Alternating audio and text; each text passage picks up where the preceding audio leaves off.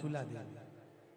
देखिए, देवराज ब्राह्मण चोरी करने के बाद भी भगवान शंकर के धाम गया है। उसका एक कारण था कि देवराज ब्राह्मण की माता एक लोटा जल शिव को समर्पित करती।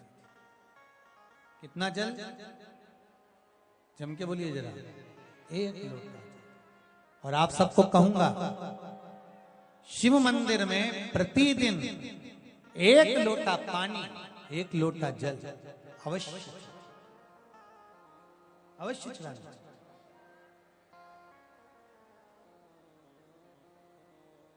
एक लोटा पानी भगवान शंकर को अवश्य। क्या होता है? 3 दोष समाप्त होते हैं एक लोटा पानी शिव जी को चढ़ाने से। 3 दोष। पहला पितृदोष, दूसरा वास्तु दोष और तीसरा कालसर्प दोष।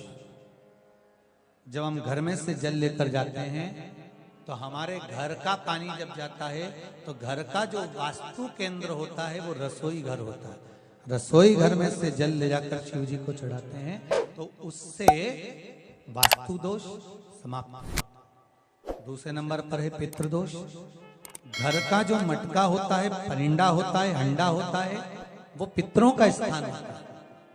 उस पितरों के स्थान पर जो जल भरा होता है उसमें से अगर भाग भगवान शिव को चढ़ाया जाए तो पितरों का देवता आर्यमा भगवान शंकर के कहने पर चलता है। इसलिए वो भाग जब शिव को प्राप्त होता है तो आर्यमा संतुष्ट होकर पितरों को भी फल प्रदान करता है।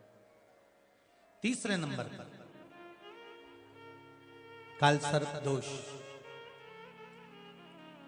भगवान शंकर को एक लोटा पानी अगर चढ़ा रहे हो, भगवान शिव पर एक लोटा पात्र जल का अगर चढ़ा रहे हो तो आपका कालसर्प दोष समाप्त। कालसर्प दोष होता कैसे?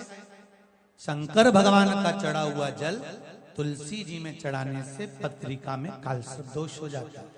जैसे माँ जो होती है ना, घर की जो माँ होती है, अगर गर्भ में बच्चा है, गर्भ में संतान है, और वो शिव जी पर अगर एक लोटा पानी जैसे शंकर जी पर जल चढ़ाया, थाली में सारे भगवान को निला लिया, गणेश जी, देवी जी, शंकर जी, सारे देवताओं को एक ही थाली में रखकर स्नान कराकर वो शंकर का चढ़ा हुआ जल जब चढ़ाया जाता है तुलसी जी में ले जाकर लोग डाल देते हैं, उससे जो बच्चा जन्म लेता है उस बच्चे की पत्रिका में कालसर्प दोष आ जाता है।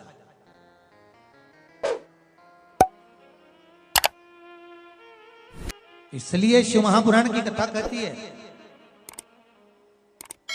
सारे देवताओं को भले एक ही थाली में स्नान करा लो, एक ही पात्र में स्नान करा लो, पर देवाधिदेव महादेव को एक छोटे से पात्र में अलग से स्नान करा लेना चाहिए, अलग से।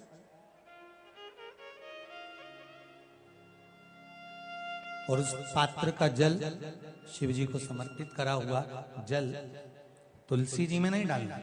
तुम्हारे घर में जो पौधा हो आपके घर, आप उसको उसमें समर्पित कर दो।